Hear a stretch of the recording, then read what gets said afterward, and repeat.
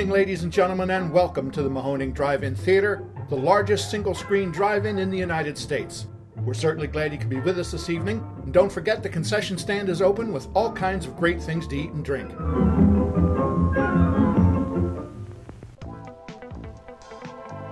.3 Mahoning Drive-In Radio. Your old friend Virgil back once again with some very special co-hosts tonight, Mark and James. That's right, JT is in the house. Say hi, guys. Hola. Hello. And we are coming off of the most insane weekend and week of our lives, not just with the event, Joe Bob's Jamboree, but with the madness that we have gone through with the property and everything else, the ongoing madness. But we wanted to at least pop in here and give you guys a nice recap of the Jamboree. A lot of you guys were not able to make it. A lot of you guys had a lot of questions about everything that went on, logistics, all that stuff. So we brought the guys together to kind of break it down. And let's do just that. Let's go through. It was a 4-day event, Thursday, Friday, Saturday, and Sunday. Thursday was Joe Bob's Redneck Save Hollywood show with a 35 millimeter screening of Smokey and the Bandit. Friday night was Mutant Fest, I guess we could call it, which is a film festival put on by Joe Bob, handpicked by Joe Bob and team. And of course, Joe Bob gave away awards all night long. On Saturday, we filmed a live version of The Last Drive-In, as well as hosted many guests, vendors, food trucks, all sorts of stuff, and 850 plus people. And on Sunday, we had, of course, our Drive-In of Dread, the haunted drive-in attraction, which for me was my favorite of the weekend. But let's rewind back to Thursday. Guys, what's the deal? How did you feel Thursday went? I felt Thursday went pretty well in comparison to a lot of the other nights. Thursday was easing into it because we had a smaller ticket sale, I think mostly due to the fact that it was announced later and a lot of people already had made their travel plans to come from like every corner of America. So Thursday, I think we had roughly like 300 people there, if I'm correct. And, yeah, I think with drive-up sales, it was closer to 450. So a very healthy night for us at the drive-in. Joe Bob's How Redneck Saved Hollywood. He was standing on a very large, I was surprised when I got there, very large professional like rock concert stage that we had off to the right of the screen. And he worked the podium. And Darcy was the one who ran the laptop with all of the clips and the videos. And Virgil and I had been out on Wednesday night, just Virgil, Joe Bob, and myself standing at the digital booth, kind of running through the entire show and tweaking the AV settings and all that, which was kind of fun. And I guess Carl was there too, Carl Mazzella, one of our regulars, and sort of auxiliary staff. And we were going through the whole thing and saying, oh man, I've seen that movie. Oh man, that movie's great. Oh, I've got that movie. So yeah, Thursday, a lot of really happy folks showed up. It wasn't a jam-packed lot. The Redneck show was hilarious. We had lawn seating set up for people to watch him live and see the screen live. And then the audio went out through the FM transmitter. So anybody anywhere on the lot could hear it. And that was like 2 hours plus, I think, if I recall. Yeah, it ran. I was expecting it to be like a tight hour, but he went on. I mean, that's the thing that they set up front is this show has no time limit. JB can run with it. He can keep it tight depending on how he's feeling. And yeah, he got really nice and relaxed, clearly loves what we do. And the idea that we got to play 35 that night as well, and a special title for you, Mark. Well, that was the only 35 feature we ran all weekend, Smokey, which was we've talked about this elsewhere, but that was one of the first movies I ever saw. That was a movie I saw when I was 3 years old with my father back in '77 at my local drive-in, Claremont Drive-In in New Hampshire. And it was the first time I'd seen it on film at a drive-in since '77. I did the math, and we won't get into how many decades that is, but it's quite a long time. And, Darcy and Joe Bob were both sort of dressed up as Burt Reynolds. Joe Bob had the red shirt. Darcy had the red shirt and the mustache and the cowboy hat. And that was pretty cool. And not everybody, I don't think, stayed for the movie because it started quite late, but I loved it. And several friends had never seen it before, part of our regular group who were there, and they really loved it. And it just plays great. Print looked great. I had a bunch of Burt Reynolds trailers from my collection that we had Rob thread up before the movie. So we sort of set the tone with stuff that Joe Bob had talked about in the show, some like White Lightning and Gator. And I threw Any Which Way You Can in there. and it was in the Burt Reynolds ad that I have for energy conservation. So it was a really fun scene setter, so to speak. And the snack bar was jumping the whole time. The merch tent was jumping the whole time because we had those exclusive Joe Bob Jamboree t-shirts and posters. And JT, were you there on Thursday? It's such a blur. I don't remember who was and wasn't there. Yeah, I was there on Thursday. I thought it went the smoothest in terms of timing, and I've come to learn that Joe Bob is really all about timing. He loves having things queued up and going right into things, and I could tell the show went extremely well, extremely smooth. I didn't know what to expect when I heard Darcy was going to be running the slideshow. I thought he was joking at first. She literally rocked it. Doing it. She was sitting there in her Burt Reynolds costume at a laptop the whole time, hitting that space bar. Yeah, I saw her following along with the script, and then she would cover up the light to read the script when there were video segments being shown. So, like, she definitely did her research on how to do a PowerPoint presentation. Hell yeah, she's a pro. I mean, a whole new level of respect for JB, but to see Darcy at work, I mean, she goes all out for this production and for this team and for JB. There were many times when we saw her assisting JB getting up and down the hill to the stage. So it was really amazing to see that relationship outside of the show. Yeah, I love that we were able to present something, like you guys said, on 35 and do something our way that's completely a Mahoning staple. It was cool to let the audience that was there for Joe Bob to also get, a little peek at what we do on a regular basis. Yeah, we had a lot of folks, obviously first timers who came out for this event who've never been before. And again, I can't say it often enough, from all over the country. And I had, they did get the full Mahoning experience that night. The live element was something we're doing more of, but not completely normal for us. But I did a pre-show DJ set that was like 4 hours of 70s, 60s, 70s country and Southern rock and spots and stuff like that, which I do not like country in the least. But if you put some country music in a 70s car chase movie, it goes a long way for me enjoying it. So there was a lot of Jerry Reed and all kinds of weird stuff I found, which actually wound up being a playlist that I've listened to a couple times and I quite like. So I guess there is some country that I like now. But yeah, seeing the projectors running, which is something that people really couldn't do the rest of the weekend. Although I think Jeff ran or Rob ran an intermission reel every day, if I recall. So there was a moment where 35 was used, but mostly there was also that film on Friday that they shot on 35, right?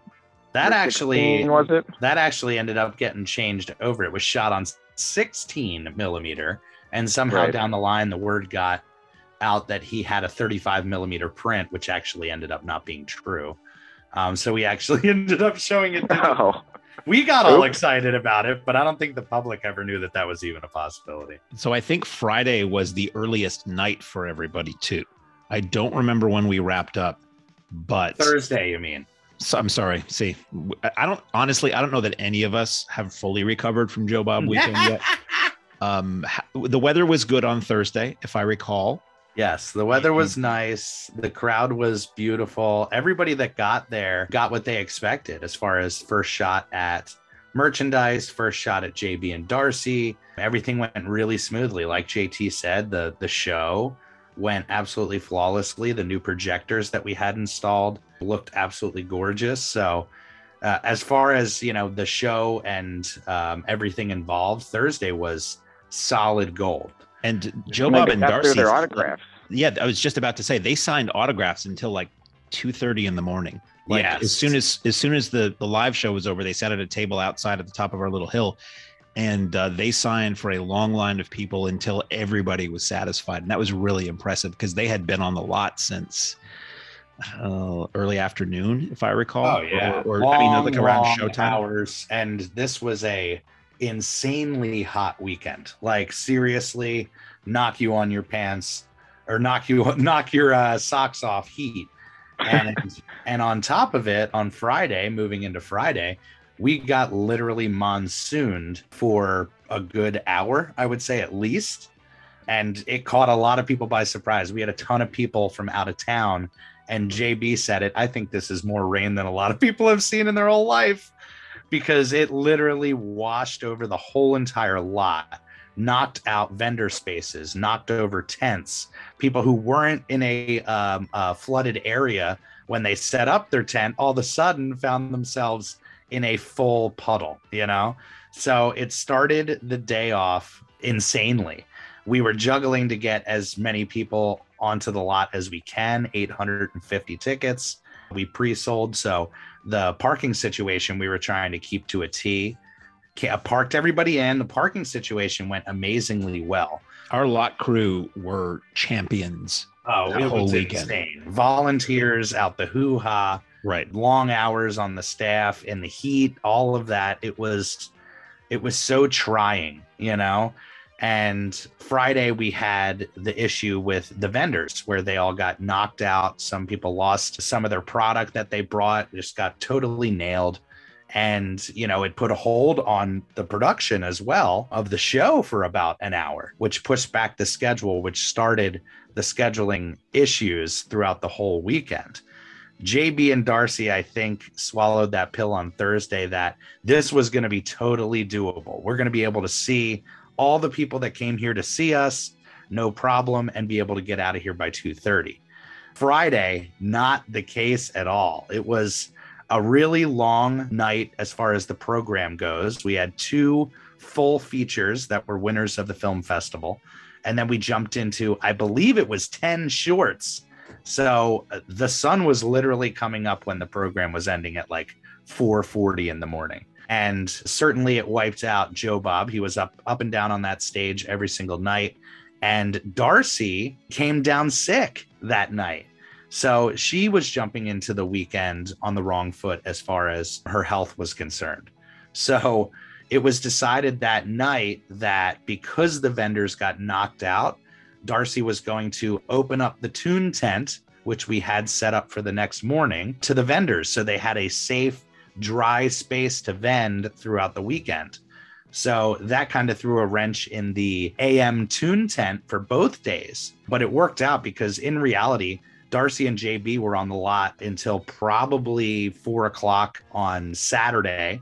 And Friday, we know what the situation was there. So for them to be back on the lot and rocking by 10 a.m. would have been a real ask, even in good health. I must say as well, I was keeping my eye on the weather for the whole week. And I remember coming up saying that there was going to be some rain on Saturday, which was worrisome because it was the shoot day. But Friday looked clear. Friday looked clear all week. Saturday and Sunday were the toss-up. Friday looked really good.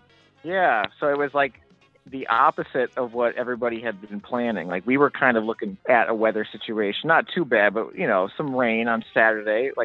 But when something crawls up on you like that out of nowhere, nobody was expecting that or prepared for a random monsoon to appear. Like someone opened the Jumanji game.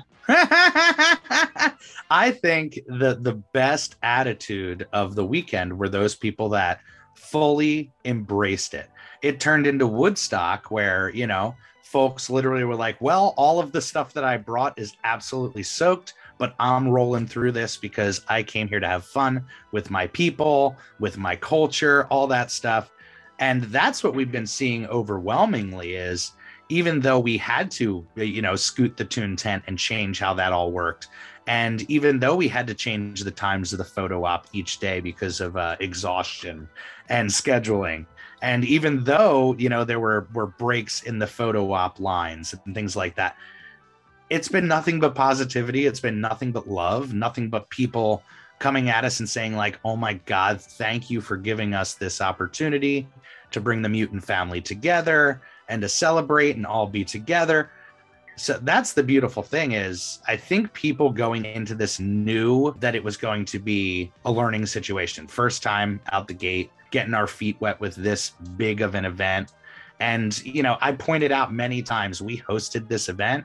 As far as the organization of this event, that was handled by JB and his team. So, you know, we were all on the same page going into this thing, but just like any event, when things get thrown at you, you have to kind of roll with the punches. I personally think that, you know, we're just being harder on ourselves than people are being hard at us for what happened.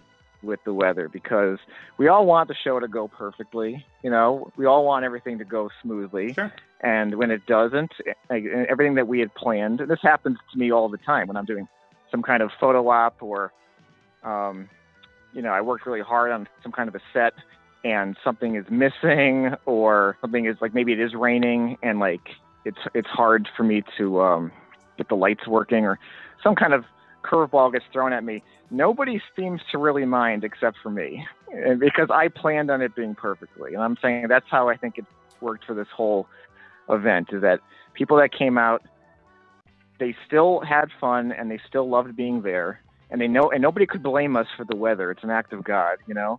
Sure. But we, you know, worked so hard, all of us, their team, our team, to make this as smooth and perfect as possible. So we're really just being really tough on ourselves for something that we really can't control. I mean, we pulled the team together, and honestly, this undertaking was massive.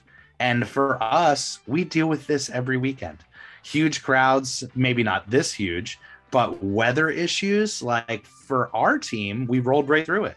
We were ready for the floods. We were ready for the water to start rolling in. We were ready for, you know, the mud. We were ready for all the technical issues, because that's what we deal with all the time.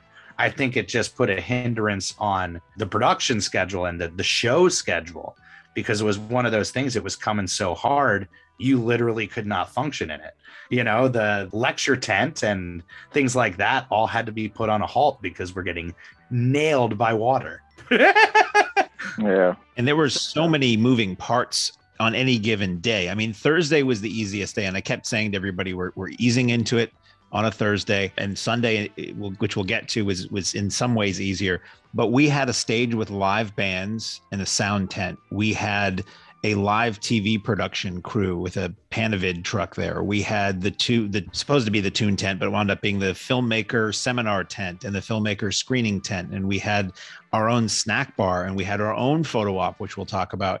And we had the merch tent, and we had multiple vendors. I mean, there was so much going on. That radio, and food trucks. We all have in food trucks too. We have little walkie-talkies that we used to communicate with each other on the lot. And those things never were silent over the course of 3 days, until the very, very late hour every night.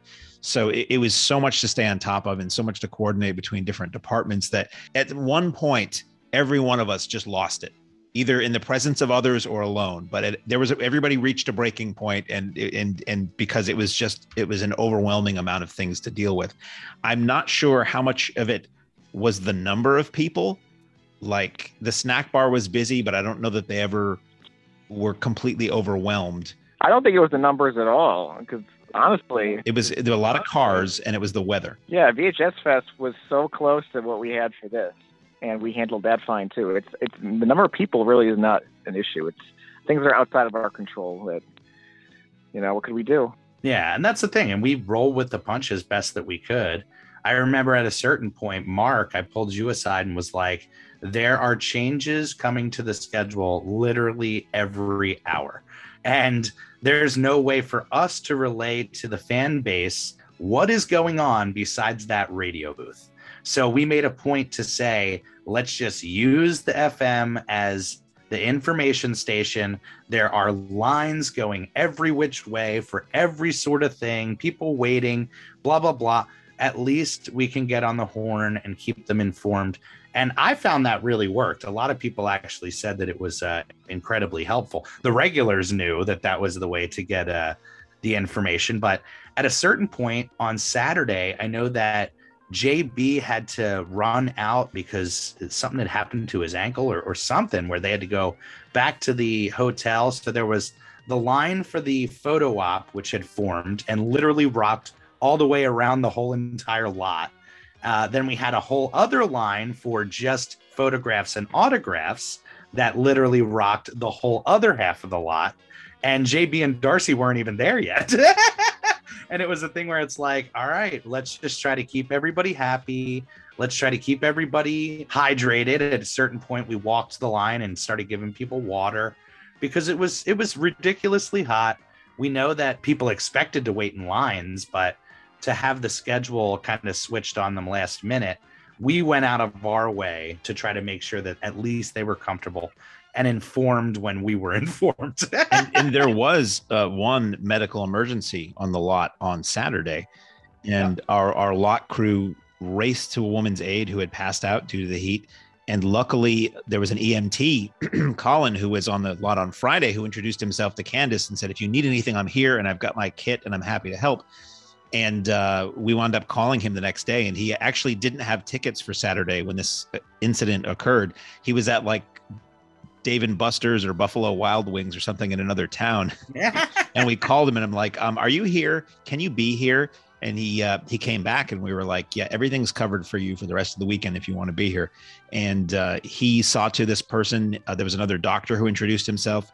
Same guy, Dr. Jack, who had brought in biscuits from Cracker Barrel on Friday or Thursday to give to Joe Bob, right? Which he greatly appreciated. So we wound up having a medical tent set up in the corner of where the vendors were on Saturday to attend to anybody who was overheated or had any medical issues. And there were various things that arose, and it was just like something we've never had before, something we've never had to have before. But it was fantastic that these people just presented themselves, out of the kindness of their hearts. They could have been like, "Hey, it's my day off, I'm not going to do that." But they were great, and they assisted somebody who was very much, in need of their help. And I guess several people over the course of the next couple of days.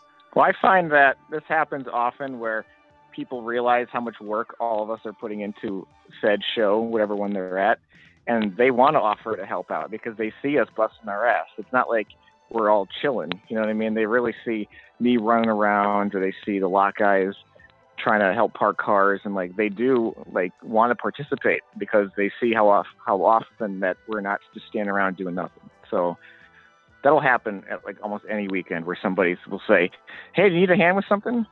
Which is amazing that like our audience will do that for us. Yeah, it's unreal. And honestly, like that happens several times over Joe Bob weekend where we had Bill in the morning picking up trash. Bill just literally rolled in as a fan. He had the Joe Bob or Bust Save the Mahoning van that was parked up front the whole entire weekend. And, we had multiple people help us out with line control on the road. And literally sweating bullets, like they're going through shirts, sweating through shirts just to help us out and make sure the event goes smoothly. And that's really telling of the community that we have and the event that we were holding there. I mean, it certainly helped the fact that we rolled into the weekend with amazing news of the theater being saved, and everybody had such a great energy and celebratory headspace that really anything could have got thrown at us. And I think either way we were rolling through it, but I think Friday the issue was the rain, the vendors. Now we get into Saturday, and it's like, this was the biggest technical undertaking of our lives to have to put on a, nationally televised show that it has so many moving parts and elements, a live factor, everything, and I feel like that production team, the last drive-in team, raised the bar for us in such a huge way on a technical level that night. To see them at work and do what they do and kind of tap into what the Mahoning does was enlightening and inspiring, honestly, because that show went flawlessly. Literally. And James, you can speak more on this. The guys came to me on Friday after this monsoon, and they said, "Yeah, this set is not going to work. Like, we are flooded up front. There's no covering. There's, all sorts of things that could go wrong." And I'm like, we got no time to react to this thing. And they pulled the team together, which included James, and started running from there. So what exactly happened as far as the adaptation of the set? All I know is I'm having a good time Thursday night. And Friday was getting crazy, as we know. But I'm rolling. I know what to expect for the weekend for the most part. I know what my role is to play. I know what set I'm working on. I know what's running on Sunday that I'm involved with. And I'm like, I everything is under control. And even with the weather, like I know my part in this whole plan here. Do not expect late into Friday for Austin, the director of the show, who I must say, he really does carry, like him and Justin really carry that show. Like they do so much in terms of getting that show off the ground.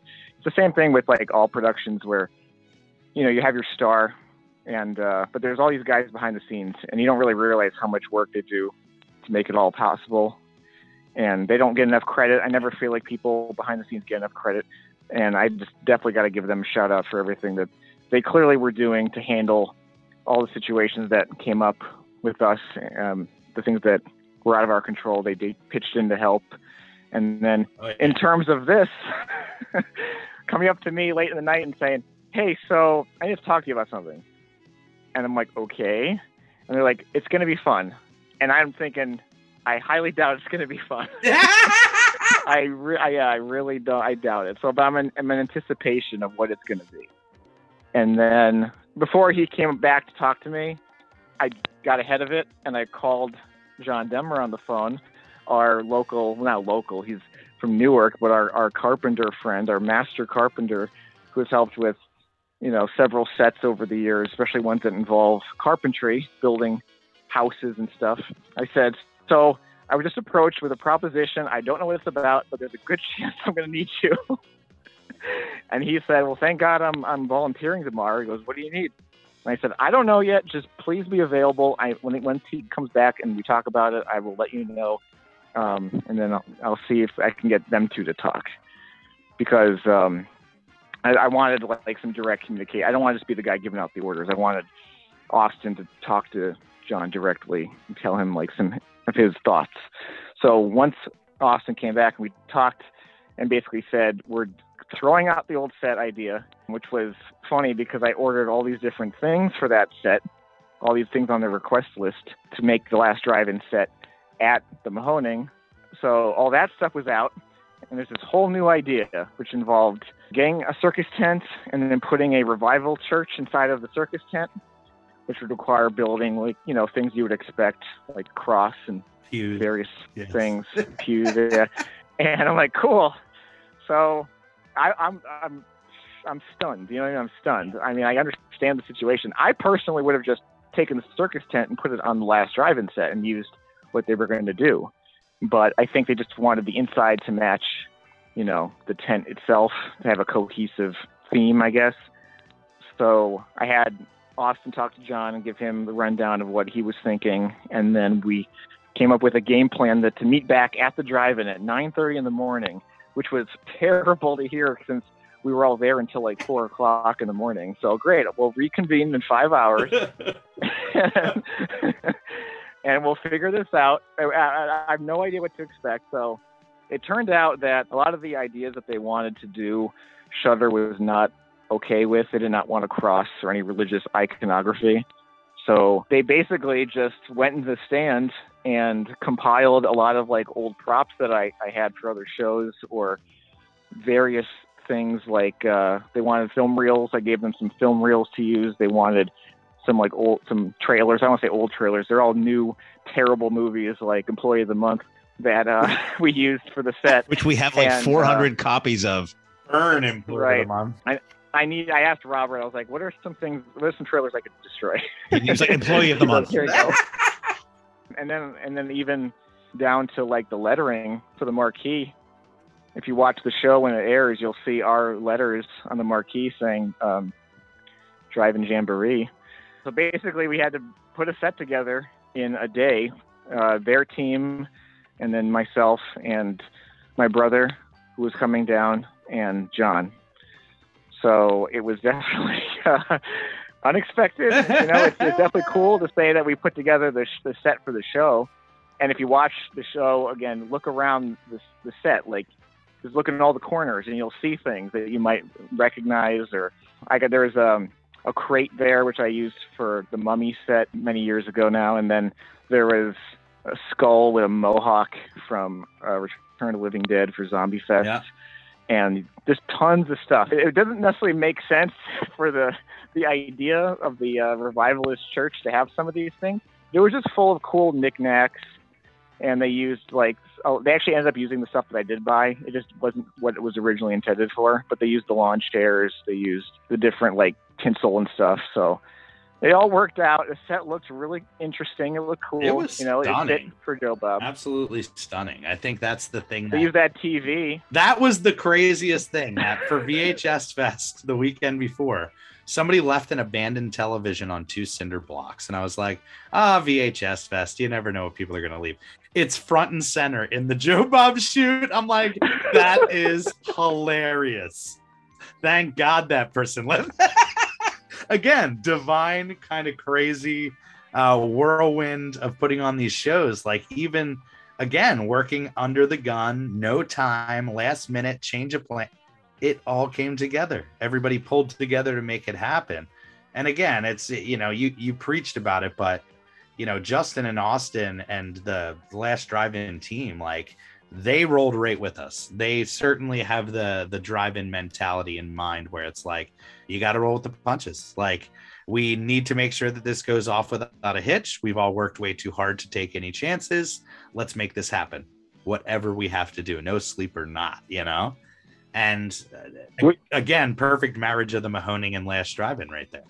Even when they filmed, we'll get into Sunday, but when they filmed what they ended up showing on the screen for the Drive-In of Dread, like, they did the same thing there too, where they improvised, and then they just said, okay, we're going with this instead. They changed up their schedule. Yeah.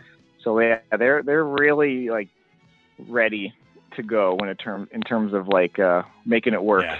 When things don't seem to be coming together, they really know how to make it work, and they know how to recruit talent and ask for help. Like, they definitely were not being tough about, like, well, this is our show. Like, they were totally open for ideas and saying, what do you think? What can we do? Right. And being appreciative of the fact that we were able to whip that set together so fast. Yeah. Again, like, just crazy destiny with how this whole event came about, how the event went down, how everything went down before the event.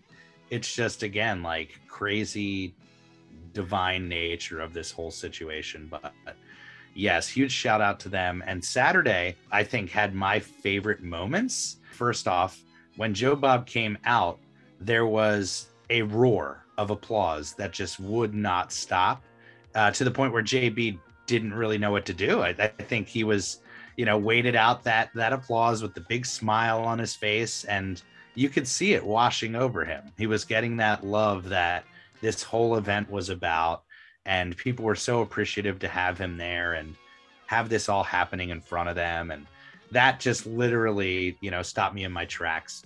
And of course, the opening, they did an acoustic opening of the Last Drive-In theme song, and it was incredible. It was this nice kind of moment of peace as we're about to go into the rocky waters, you know what I mean? And it was just nice, calming moment, and then the roar of applause. And for me, the Angela dance, when they got Amelia, they got Linnea, they had Darcy and Joe Bob all doing a dance from Night of the Demons with Johnny Brennan singing along. The whole audience got up and started doing it along with them. I was like, this is what we expected of the Last Drive-In show. Like, this is what it had to be. And it was so interactive and moving and just what people wanted. And technically, no issues at all. It sprinkled a bit. It did, yeah. But it didn't affect But let's me. be honest. No, I'm saying let's all be thankful. That's us and you, the listeners, be thankful that honestly that monsoon could have hit on Saturday. It could have hit on Sunday during, which was a haunt event, an outdoor haunt event. So, like, in a way, we're lucky that it happened only on Friday. And not that all days aren't important, but if there was going to be rain one day, we're fortunate that it didn't hit on the day where they, spent a fortune on a production to do a television show. And that's the thing.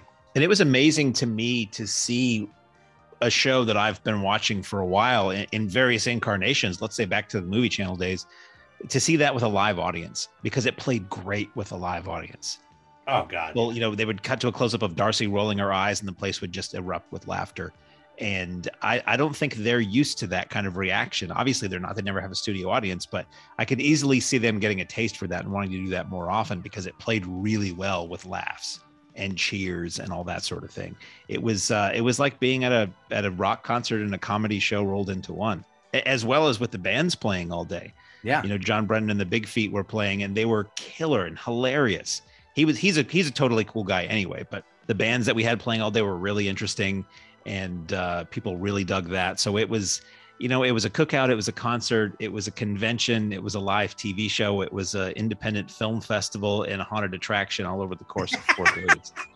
Yeah, it's a little insane, you know, like, and you know, again, going into it, hoping everything goes well with the weather, goes well with the program, goes well technically, blah, blah, blah. I think honestly, we got off pretty well. You know, anybody who had issues on Saturday, Joe Bob and Darcy did literally a 6-hour version of The Last Drive-In live, and they naturally were burnt out. I remember that night we accepted the Lifetime Achievement Award, and my eyes and my body were done, like totally you done. Were so barely conscious. It was troubling to me. It was insanity. And I could see it in JB too, toward the end of the night, where I'm like, this dude has to just be done. And he walked out to the crowd and said, you know, I know we couldn't get to everybody as far as autographs, but I'll make it right if you guys are here tomorrow, or, you know, send me an email or whatever the case was. So rolling into Sunday, you know, obviously we didn't have the tune tent, but JB and Darcy did come early, like real early. They were there, I would say, by like 11 or 12. And they literally plopped down, started doing autographs, knocking out some people that couldn't get there the night before. They took their break. Then we started organizing the photo op lines, which that was a little bit of mayhem. But, you know, again, it's expected, I think. The fact that people coming into this thing knew that it was a sold out show. They knew that there were 2 people to meet, like they were going to be waiting in some lines. But, you know, we had the vendors all set up and rocking on Sunday. We had the music going all day on Sunday. It felt more than any other day like a Mahoning event, you know, besides the hiccup in the morning with the tune tent and the rescheduling of the photo op. It felt like a Mahoning event. And then when the sun dropped, it really started feeling like a Mahoning event, when the immersive nature of things started taking over and the photo ops started going crazy and the cameras started coming out. But Sunday certainly was memorable for a lot of reasons, but the whole sell of Sunday, which I don't think people knew they were getting, was like a custom version of The Last Drive-In. They shot interstitials, you know, pro style, edited, all that stuff in the Mahoning projection booth. They had a story tied in throughout both of the movies, House of Wax and Them, that ran the whole entire program. And I think it knocked people's socks off. It certainly knocked mine off. I was there watching them do this. And to see that finished product, I was like, oh my God, like this is happening. And this happened. It was like a little horror movie they shot. I mean, it was shot film style. It was shot much more cinematically than your typical episode of a Joe Bob show would be. Oh, it was beautiful, you know? And that was something that I don't think we talked much about that publicly because we kind of wanted it to be a surprise, but they were on our lot for about 2 full days, of maybe 2 weeks before the Jamboree, shooting during the day on a Monday. Was it a Monday and a Tuesday? Tuesday and a Wednesday. Tuesday was a show day too, and they ran a little late, so we had to delay our gates and tell everybody, you know, the center section of the snack bar is closed because there's a production filming. We didn't tell anybody what it was. And they lit up. They shot it entirely in our 35 millimeter projection booth, lit it really nicely. I said they lit it Bava-esque. JT said they lit it like Creepshow. Either both are true. Very candy colors. Yes. They only slightly redressed the projection booth. And Joe Bob was sitting at the DJ booth where I then sat like right after he left for their shoot. I then did a DJ set that night for Terminator 2. And during the day on Tuesday, Val catered. So she made some amazing pulled pork and pasta salad and some vegan options for the crew. And they loved that. Then, you know, they shot, like I said, up to about gate time. And then on Wednesday, they shot all day into the, JT can tell you, into the wee hours. All day and all night. And that was with actors in makeup, which I think they had a little on Tuesday. We had actors in sort of mutant makeup.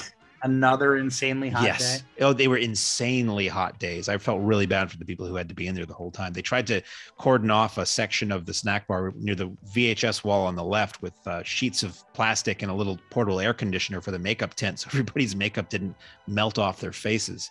But let's turn it over to JT, because you had some involvement in that day. That was the biggest thrill, is we got to see our one and only JT up on the big screen. And Steve as well. That's right. Yeah. Well, not for long, but I mean, I'm up there. I was definitely up there. I was up there longer than I expected because I couldn't tell what camera shots they were doing. I couldn't tell when I was in frame or not in frame. They did it like several times where I don't know if I want to spoil what happened to me, but something happens to me. Something happens to me on the because I'm not sure what their plans are for this later on. Beyond just our event, but yeah, I made it in there a few times as a zombie because Doug Sackman, our friend from Troma, our special effects genius from Troma, volunteered myself to be a zombie mutant. That's a whole nother story. But then I got my brother involved because they needed people who had no problem wearing makeup, and clearly he has haunt experience, and I do this all the time. He saw me at the Zombie Fest for the Zombie 2 screening where I was wearing makeup, so he knew I could handle it. But it was nice to not have to do my own makeup for once, and to roll in and have I think they work for various haunted attractions to do makeup for haunted attractions, but they did my makeup and they did a very good job. But I was in it for a while because they did go late shooting, and my demise in the story was like the end of the shoot. It was right near the end because there was going to be an effect involved, and so I can vouch for how late it took. I got there earlier than I was supposed to be there. My call time was at 3 or 4. I think I got there at like 1:30 or 2, and I didn't end up actually shooting my stuff until 11 o'clock maybe. Yeah. And even then they went beyond that, firing guns off, firing blanks off in the projection booth. So yeah, no, it was really cool. Since I do this so often, I'm very picky, obviously. So I'm like adjusting my costume, and I actually snuck into the back and I did a little work on my my attire because I didn't think it was stressed enough. So I went and I took a knife and I was like shaving it off and doing what I would do, to my costumes. Right. But nobody cared or noticed. But no, that was definitely very bizarre to have, after all these years of watching Joe Bob, being a giant fan, like since Monster Vision, and even like writing him emails and seeing him at the Alamo Draft House and in between Monster Vision and the last drive-in, to be like in a production that's theirs as a zombie, which was it was appropriate for me playing so many zombies at the drive-in. You looked very comfortable in that dead skin. So you got on screen twice that weekend too. I was. Well, you guys also got to be on screen. So I made it into the Them segment, and my brother was in the House of Wax segment. And so he actually got to act, so to speak, with Darcy as a zombie.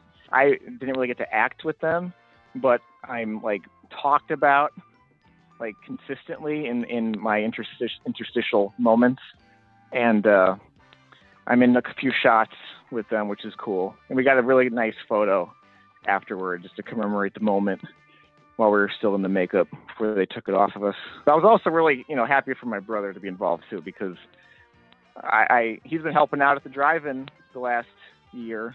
Yeah. And I think I've given him a lot of really cool opportunities that he didn't get to have at previous like haunt attractions that he did.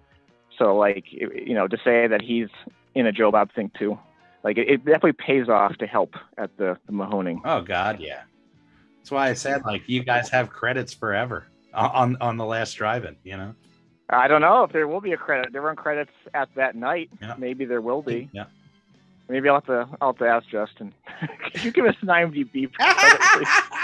So also, speaking of you and Steve, and you can get back to this if you have a continued thought, but I wanted to make sure you talked about those amazing vehicles that you had set up as people drove in too. Make a long story short, there's a lot of ideas I wanted to do for this show. And, but being that it was like a joint effort by both parties, it ought to be agreed upon. And I was, Jeff gave me free rein to just kind of do some of my ideas. And one of them was the giant ant set, and one of them was some drive-in deathmobiles, just to add some kind of a punk rock flavor, kind of like leftover VHS Fest attitude, bring it over to Joe Bob, because there are so many of our shows that we do that I know would impress people, like, and not everybody can come out. And this was a great opportunity for people to come out for Joe Bob, but also see stuff that we do, like for ourselves, and kind of like the Mahoning style. So we worked on these two derby cars that Candace loaned out for us to do whatever we wanted to. So we put 35 millimeter film reels on the wheels, and he made a gun turret out of a film reel. Like that's the barrel, like a Tommy gun ammo canister. And by a skeleton. Yeah, that's right. And then we put a Mahoning arrow on the top as like an implement of death, that said Mahoning DIT on it, with a cowboy riding it. And just a lot of just fun, cool design elements. We had a VHS car. And so the whole idea was we had a VHS car versus a 35 millimeter car. And one of them said VHS is king. And the other one said death to digital, 35 for life. So a lot of people were getting pictures with them. I've seen a ton of photos, even though, I was all the way on the other side of the property. They were over tucked away kind of by where you enter. People were still wandering past them and getting photos with them all weekend. So I'm glad they were there for a purpose. And obviously the ant set served another purpose on Sunday. Yep. When it got used for the official photo op. JB and Darcy got to pose with the ant at the lawn chairs, and it fit thematically because their set on Saturday was what was going to be the last drive-in set, the original set. They still used it for the most part, and they used that for the photo ops. And then on Sunday, to fit with the programming, to fit with them, they used that as the photo op.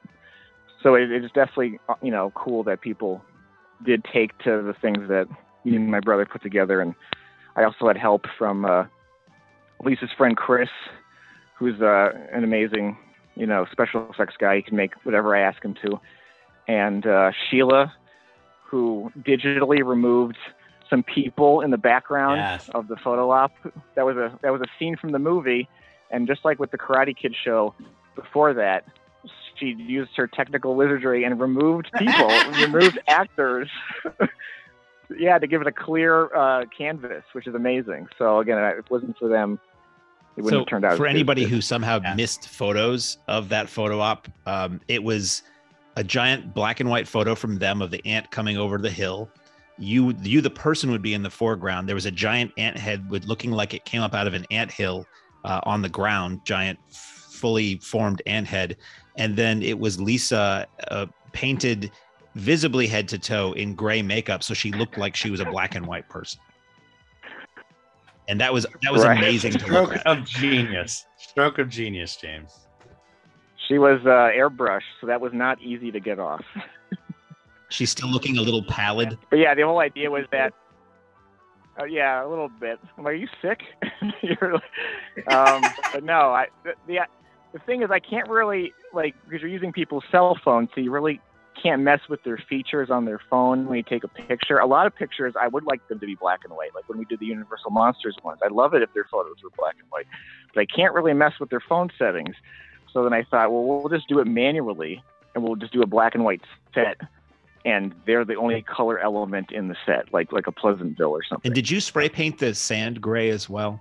No, I bought gray sand. It wasn't as gray as I expected, but I did spray paint the trees. Because I pulled trees out that matched the set, like what's in the shot, the desert or whatever scene it is in the movie, and I spray painted them black and white to match. So, yeah, there was I did everything I could to try to make it as black and white as possible. It was so good. I remember when we first put our heads together on this thing, we were like, let's have attractions everywhere. Let's have it be like, no matter where you are on the lot, there's some sort of action going on. And, we cut back the amount of sets that originally we were planning on, but that certainly was executed. No matter where you were on that lot, all you had to do was take a couple steps, either one way or the next, and you are in some action. You are in line for a food truck, in line for the vendors, in line for the stand, in line for the up front with the bands, whatever. There was just so much action. And I think, like you said, James, it really showed off what the Mahoning does on a regular basis, but also raised that bar for what inevitably was the biggest event we've ever put on. And it was a massive undertaking for all. JB and Darcy are absolute troopers, rolling through, making sure everybody was happy. They even went the extra mile to say, hey, if anybody wasn't happy, reach out to Joe Bob personally, and they are going to make you happy. But, Mark's been fielding the emails coming into things. Obviously, it was ticketing issues. And now that we're rolling through things, it's amazing. It's been nothing but kind of simple questions, thanking us, whatever the case is. But the big question we keep getting is, when is it coming back? Like, what's going on? Can we plan on this? Can we expect this to be a regular thing? We went out of our way to promote this as the first annual Joe Bob's Jamboree at the Mahoning Drive-In Theater. And we certainly plan to do this every single summer as long as we can. And the plus is that since we got this out of our system this year, we can learn from so much. We can make next year so much better, such a better experience for people. And off of Mark's suggestion, I say we do it about a month earlier to try to beat that heat. I remember originally we were going to do something last October, and I was one of the guilty parties that said, no, we should do it in July when it feels like we're in Texas. Thanks, James. But this year has been a very bizarre year for weather overall. Like, we've never had a year with this much humidity, with this much rain. It's very unexpected for us even. So, you can only hope for the best next year. But I mean, for those that say global warming doesn't exist, just saying, normally these are, we'll get the occasional rain, the occasional humidity for sure, but it's a very tricky year with trying to work around weather. So I'm all for moving it up or moving it back even, Yeah. I mean, hell, if this is something we could do regularly, because that was the big thing where it's like, there's just not enough tickets to go around to the amount of people that want to come to this annual Jamboree. But I think moving into it, figuring out that, what we can offer over a weekend, what we can do, how we can spread out the experience, all that stuff only makes things better moving into the future. And honestly, let's be real, guys, like that's how the Mahoning rolls. Or have we not been built on annual events that get better every year? And also, I mean, so many people were disappointed they couldn't get in. And can we release more tickets? I feel like everybody who was present on either side of the counter realizes that you don't want more people than that there.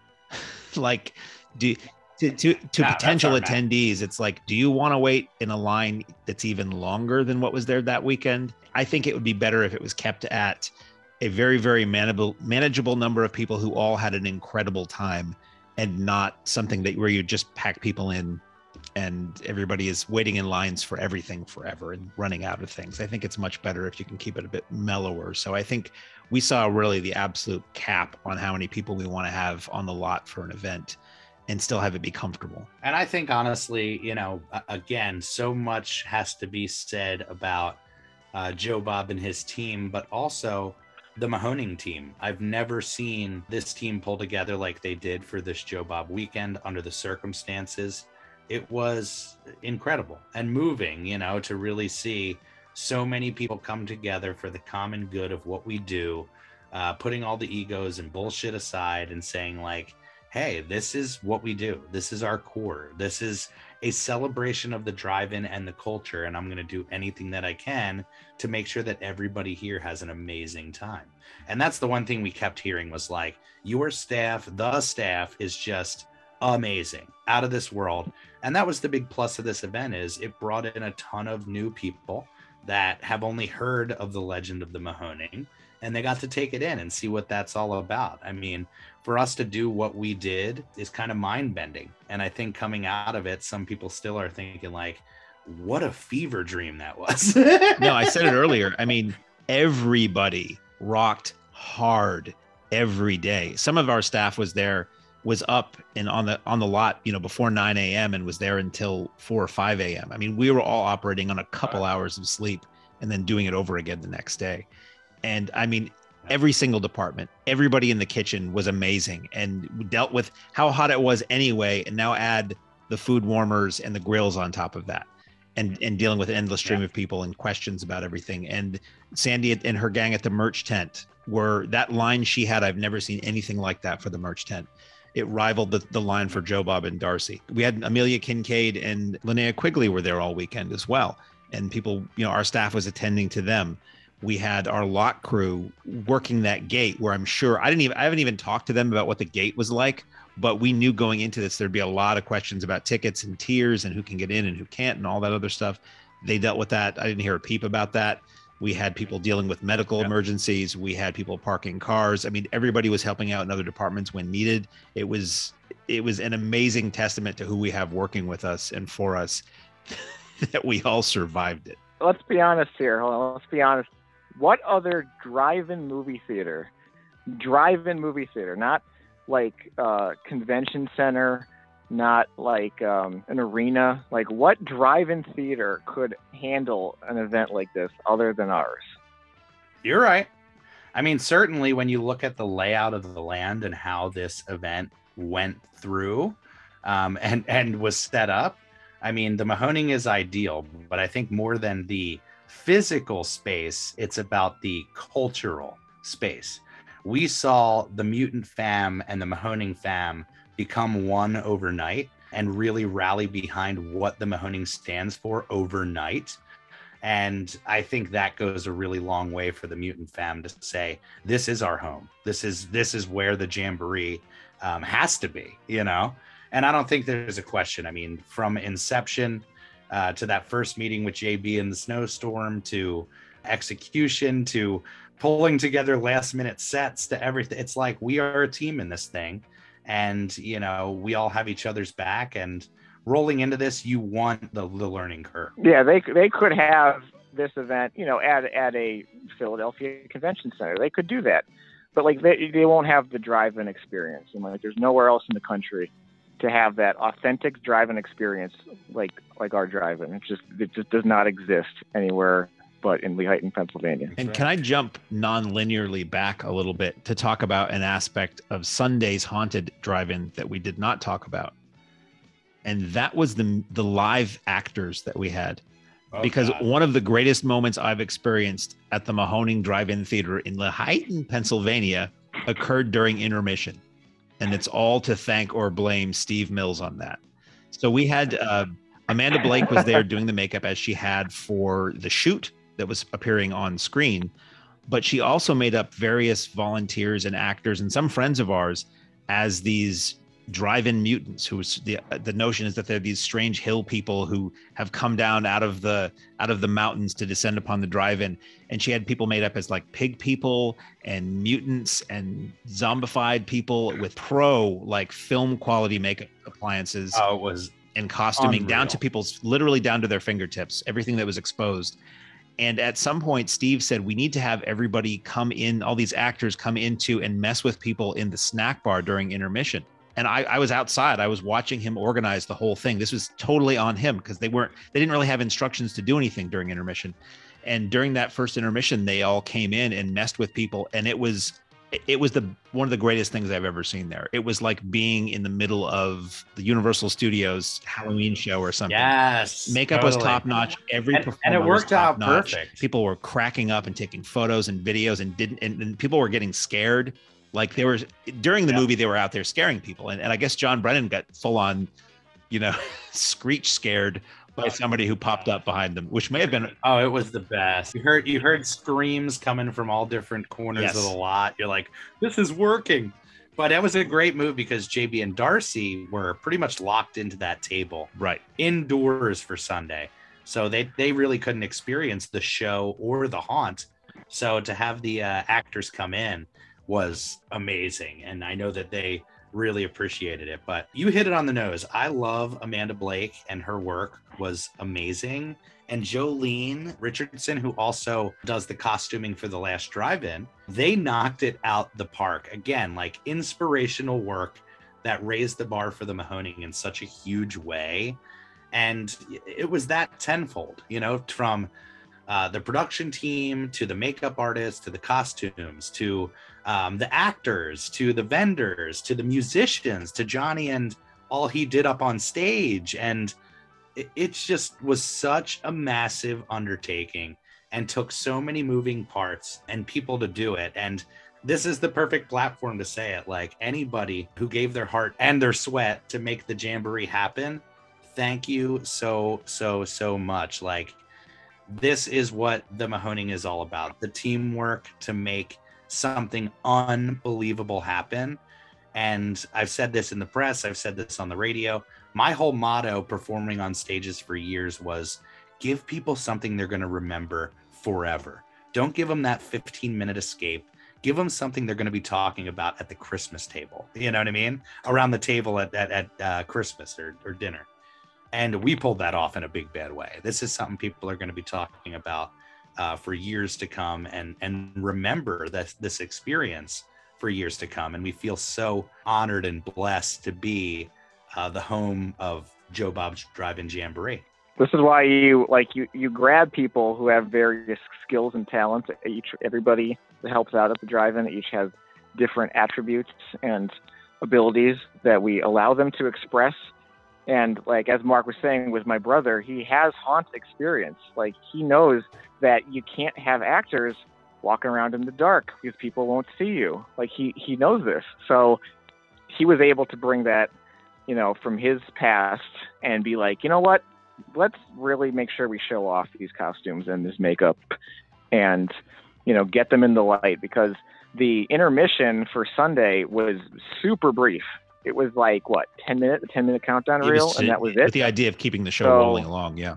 Well, yeah, so like that would have been a great time to like let the actors roam around with the lights on, mingle with the crowd. But, you know, that was, as you said, that was like something that only somebody who has a haunt experience would have been able to think about.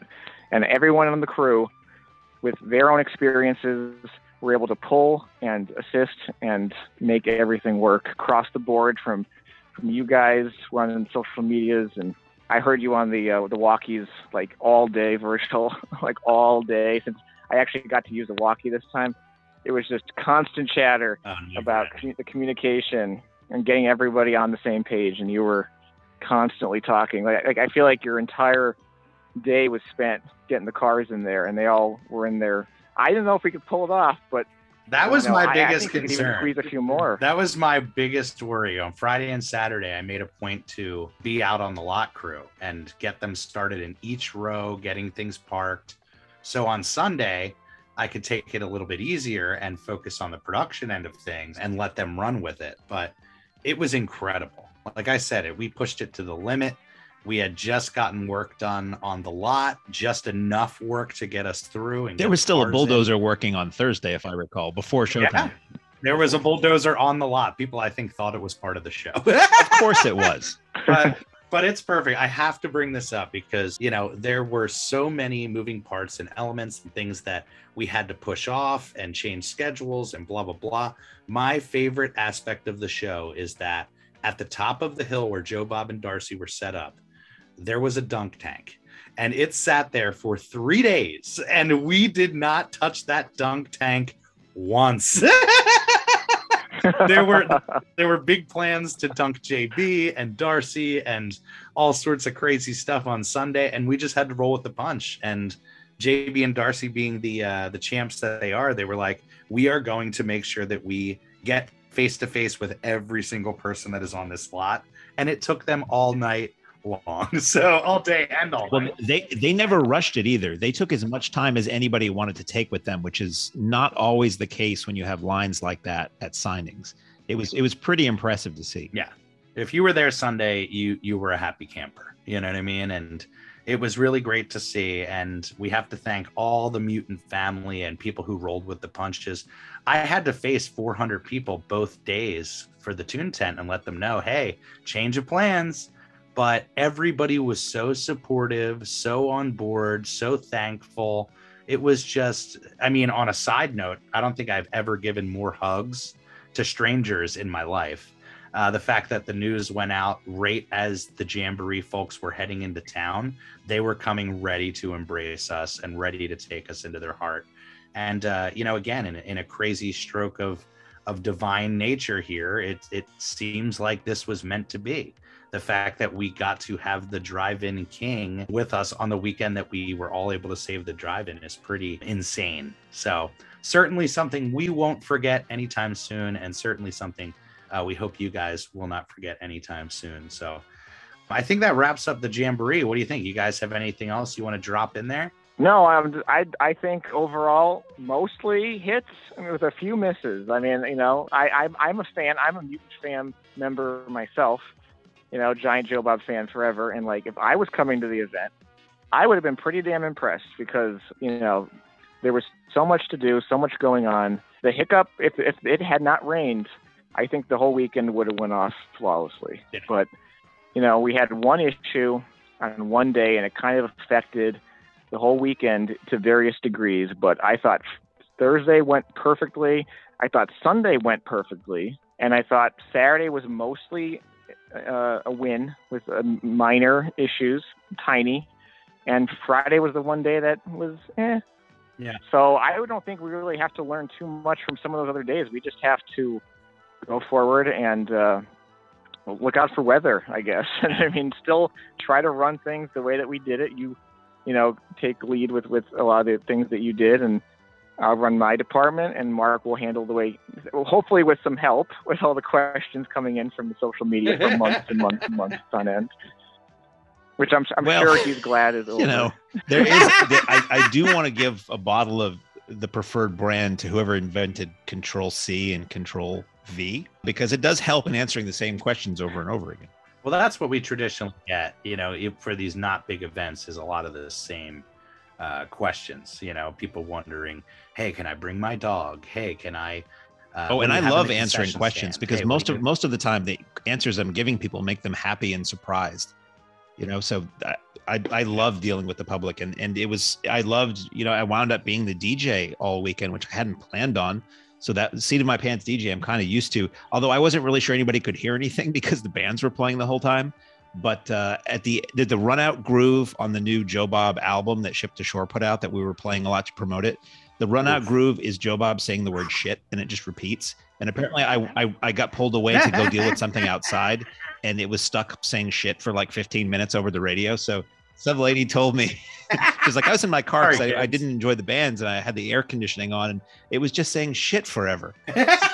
How are you? Welcome to Jamboree, y'all. Hello, folks at Walmart. Why does that religious station suddenly say the word shit over and over? No, I think we all learned a lot on both sides of the equation, the JB team and us, about how to deal with it next time, and better adjustments to logistics and communication. And I was just so busy, I wasn't able to do updates online. And because things kept changing so fast, by the time you would say what the situation was, it had changed again, because we were all kind of learning on the fly with some of this stuff. Yeah, it really came down to schedule. I'd say that's the only thing. And I think JB and Darcy had that reality check of being like, there's just a ton of people here and only so much time and only so much of us.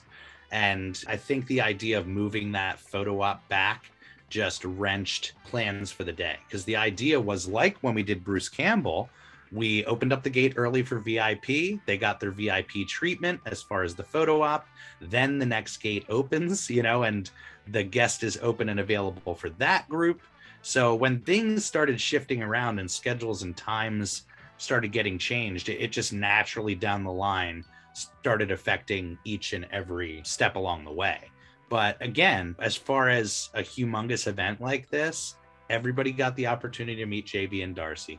Everybody got the opportunity to meet the family, the Mutant family and the Mahoning family, and enjoy music and vendors and like-minded people and food. And I think it's everything that you would want in a Jamboree. So hopefully we can, like you said, learn from this year in a big bad way, and in our plannings for next year make things that much better for people. So yeah, I would say on that note, guys, what do you think? You're gonna sign off for everybody? I have nothing more to say on the topic until we bring it up again in a future show.